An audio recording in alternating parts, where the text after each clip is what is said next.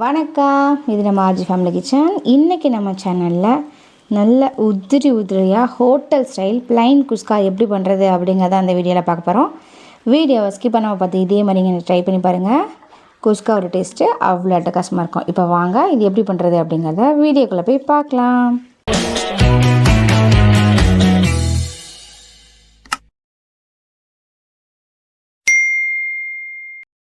Plain குஸ்கா பண்ணுறதுக்கு நான் ஒரு கப் அளவு பாஸ்மதி ரைஸ் எடுத்திருக்கேன். இந்த குஸ்கா நம்ம நார்மல் வீட்டில் யூஸ் பண்ணுற ரைஸ்லேயுமே பண்ணலாம். இதே மெத்தட் யூஸ் பண்ணி பண்ணுங்கள், குஸ்கா சூப்பராக வரும். இப்போ இந்த அரிசியை ஒரு 2 டைம் போல் நல்லா வாஷ் பண்ணிட்டு 20 நிமிஷம் போல் நல்லா ஊற வச்சுக்கலாம். போட்டுட்டோம். நம்ம இப்போ குஸ்கா ரெடி பண்ண ஸ்டார்ட் பண்ணிக்கலாம். பண்ணுறதுக்கு ஒரு கடாய் எடுத்துக்கோங்க. கடாயில் ஒரு 3 டேபிள் ஸ்பூன் போல் ஆயில் சேர்த்துக்கலாம். ஒரு 50 கிராம் ஆயில் சேர்த்துக்கோங்க.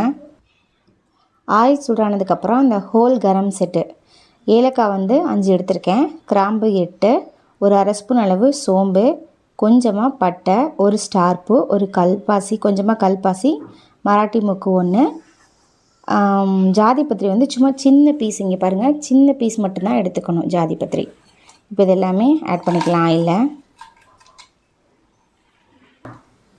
ஆயிலில் இந்த கரம் செட் எல்லாமே ஆட் பண்ணதுக்கப்புறம் கிராம்பு லைட்டாக வெடிச்சு வரும். அதுக்கப்புறமா நம்ம மற்ற இன்க்ரீடியண்ட்டை ஆட் பண்ணிக்கலாம்.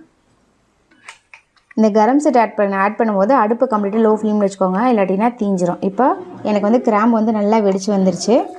2 மீடியம் சைஸ் பெரிய வெங்காயத்தை பொடியாக நறுக்கி எடுத்து வச்சுருக்கேன், அதை ஆட் பண்ணிக்கலாம். இப்போ இந்த வெங்காயம் நல்லா பொன்னிறமாக வதங்கி வரணும். அந்தளவு இது நல்லா வதக்கிக்கலாம். லைட்டான கோல்டன் ப்ரௌன் கலர் நமக்கு கிடைக்கிற அளவு நல்லா வதக்கிக்கலாம். குஸ்காவுக்கு ஒரு 3 டேபிள் ஸ்பூன் போல் தயிர் எடுத்து வச்சுக்கோங்க. இப்போ அதில் மசாலா சேர்த்து மிக்ஸ் பண்ணிக்கணும். ஒரு அரை ஸ்பூன் அளவு வரமிளகாய் தூள், 1/4 ஸ்பூன் அளவு கரம் மசாலா, ஸ்பூன் அளவு பிரியாணி மசாலா. இது ஆப்ஷனல் தான். நீங்கள் வரமிளகாய் தூள் கரம் மசாலா வச்சுமே இது பண்ணலாம். பிரியாணி மசாலா சேர்க்கும்போது இது நல்ல ஒரு டேஸ்ட்டு கிடைக்கும். ஒரு ஸ்பூன் அளவு மல்லித்தூள். இப்போ இதெல்லாமே நல்லா மிக்ஸ் பண்ணிக்கலாம். இந்த மசாலாவையும் இந்த தயிரையுமே நல்லா மிக்ஸ் பண்ணிக்கலாம்.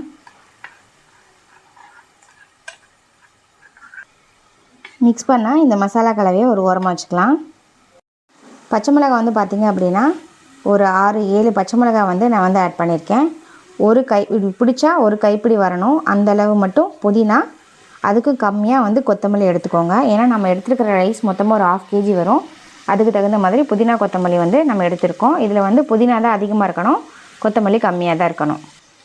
தக்காளி ஒரு 2.5 தக்காளியை நல்லா இந்த மாதிரி சின்ன சின்ன ஸ்லைஸாக கட் பண்ணி எடுத்து வச்சுருக்கேன். பாருங்கள், வெங்காயம் நல்லா வதங்கி வந்துருச்சு. நல்லா இந்தளவு நல்லா வதக்கிக்கோங்க. இதுக்கப்புறம் நம்ம இஞ்சி பூண்டு பேஸ்ட் ஆட் பண்ணணும். சின்ன ஸ்பூனில் ஒரு 2 ஸ்பூன் அளவு இஞ்சி பூண்டு பேஸ்ட்டு ஆட் பண்ணிவிட்டு ஒரு நிமிஷம் நல்லா வதக்கிக்கலாம். இஞ்சி பூண்டு பேஸ்ட்டோட பச்சை வாசனை போகிற அளவு நல்லா வதக்கியாச்சு. அடுத்து நம்ம எடுத்து வச்சுருந்தோம் பார்த்திங்களா, பச்சை மிளகாய், புதினா கொத்தமல்லி, அதை ஆட் பண்ணிக்கலாம். பச்சை மிளகாய் நான் கட் பண்ணல, அப்படியே முழுசாக தான் ஆட் பண்ணுறேன். நம்ம ஆட் பண்ணுற பச்சை மிளகாய்க்கு தகுந்த மாதிரி உங்கள் காரத்துக்கு ஏற்ப மசாலாஸ் ஆட் பண்ணிக்கோங்க. அதனால தான் நான் கம்மியாக தான் காரம் ஆட் பண்ணியிருக்கேன். அரை ஸ்பூன் அளவு வரமிளகாய் தூள் இந்த மாதிரி ஆட் பண்ணியிருக்கேன். நீங்கள் உங்கள் காரத்துக்கு தகுந்த மாதிரி ஆட் பண்ணிக்கோங்க. இப்போது இந்த புதினா கொத்தமல்லி எல்லாமே சேர்த்துட்டு ஆயிலில் ஒரு நிமிஷம் மட்டும் இது நல்லா கிளறி விட்டுக்கலாம். அதனாலும் சரி, தக்காளி சாப்பாடு எது பண்ணாலும் சரி, இந்த புதினாவையும் கொத்தமல்லியும் ஆயிலில் வதக்கும்போது அந்த குஸ்காவுக்கு நல்ல ஒரு டேஸ்ட்டு கொடுக்கும், நல்ல ஒரு ஃப்ளேவர் கொடுக்கும். இப்போ புதினா கொத்தமல்லி வதங்கிடுச்சு. இப்போ நம்ம கட் பண்ணி வச்சுருந்த தக்காளியும் தயிரையும் ஆட் பண்ணிக்கலாம். தக்காளி சேர்த்துட்டு உடனே தயிரையும் ஆட் பண்ணிக்கலாம். இது கூடவே பிரியாணிக்கு தேவையான அளவு கல்லுப்பு, அதாவது இப்படி 3 விரலில் எடுத்திங்கன்னா இந்தளவு கல்லுப்பு எடுத்துக்கோங்க. இது சரியாக இருக்கும். இந்த ஸ்டைலில் நீங்கள் பிளைன் குஸ்கா, பிளைன் பிரியாணி இதை நீங்கள் செஞ்சு சாப்பிட்டு பாருங்கள். ஹோட்டல் டேஸ்ட்டாக நமக்கு கிடைக்கும். நம்ம நார்மலாக பண்ணுற நான்வெஜ்ஜில் ஆட் பண்ணி பண்ணுற பிரியாணியவே இது தோக்கு அடிச்சிருங்க. அந்தளவு நல்ல டேஸ்டியாக இருக்கும். அடுப்பை நல்லா ஹை ஃப்ளேமில் வச்சுட்டு நல்லா வெங்காயம் வதக்கி வர அளவு இது நல்லா வதக்கிக்கணும். அவ்வளோதான். தக்காளி வந்து நல்லா வதங்கிடுச்சு. இதில் கொஞ்சமாக பிரியாணி இலை சேர்த்துட்டு நம்ம வந்து ஒரு கப் வந்து ரைஸ் எடுத்தோம். அதுக்கு 1.25 கப் அளவு தண்ணி சேர்த்துக்கலாம். சீரக சம்பா ரைஸ் எடுத்திங்கன்னா 1க்கு 1.25 கப் தண்ணி சேர்த்துக்கோங்க. பாஸ்மதி ரைஸ்னால் 1க்கு 1.5 கப் சேர்த்துக்கோங்க. நார்மல் ரைஸ்னால் 2 கப் அளவு தண்ணி சேர்த்துக்கோங்க. இப்போ தண்ணி ஆட் பண்ணிட்டு இதை வந்து நல்லா கலந்து விட்டாச்சு. இது நல்லா ஒரு கொதி வந்ததுக்கப்புறம் உப்பு காரம் பார்த்துட்டு அதுக்கப்புறம் வந்து அரிசி ஆட் பண்ணிக்கலாம். பாருங்கள், தண்ணி கொதிச்சு வருது. இந்த ஸ்டேஜில் உப்பு காரம் பார்த்துட்டு நம்ம வந்து அரிசி ஆட் பண்ணிக்கலாம். எனக்கு வந்து உப்பு காரம் வந்து சரியாக இருக்குது. நான் வந்து பிரியாணி ரைஸ் ஆட் பண்ண போகிறேன். 20 நிமிஷம் ஊற வச்சிருந்த பிரியாணி ரைஸை ஆட் பண்ணிக்கலாம். ரைஸ் ஆட் பண்ணிட்டு இந்த மாதிரி லைட்டாக கலந்து விட்டுக்கலாம். தண்ணியும் அரிசியும் சம அளவு ஓரளவு நல்லா கொதியட்டும். அடுப்பை வந்து மீடியம் ஃப்ளேம்லேயே வச்சுக்கோங்க.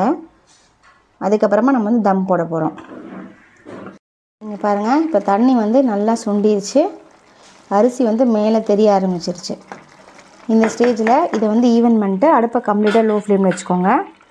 லோ ஃப்ளேமில் வச்சுட்டு ஒரு அரை லெமன் ஜூஸ் வந்து இதை வந்து புழிஞ்சு விட்டுடலாம்.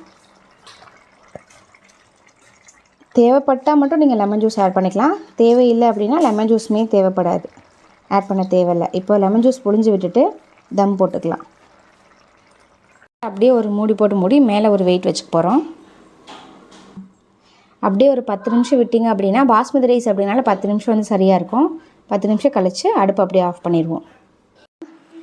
10 நிமிஷம் கழித்து அப்படியே அடுப்பு ஆஃப் பண்ணிவிட்டு அதுக்கப்புறமா ஒரு 5 நிமிஷம் அப்படியே தம்மில் விட்டுருங்க. ஃபைனலாக இதில் கொஞ்சமாக நெய் சேர்த்துக்கலாம். ஒரு ஸ்பூன் அளவு நெய்யை மட்டும் ஆட் பண்ணிக்கோங்க. நீங்கள் நெய்யை வந்து ஃபைனலாக ஆட் பண்ணும்போது நல்ல ஒரு ஃப்ளேவராக இருக்கும். அதுக்காக ஃபைனலாக மட்டும் நெய் ஆட் பண்ணிக்கோங்க. நெய் சேர்த்துட்டு லைட்டாக கிளறி விட்டுக்கலாம். அவ்வளோதாங்க. சும்மா மணக்க உதிரியாக ஹோட்டல் ஸ்டைல் ப்ளைன் குஸ்கா சூப்பராகவே ரெடி பண்ணியாச்சு. இந்த ரெசிப்பியை நீங்கள் இதே மெத்தடில் ட்ரை பண்ணி பாருங்கள்.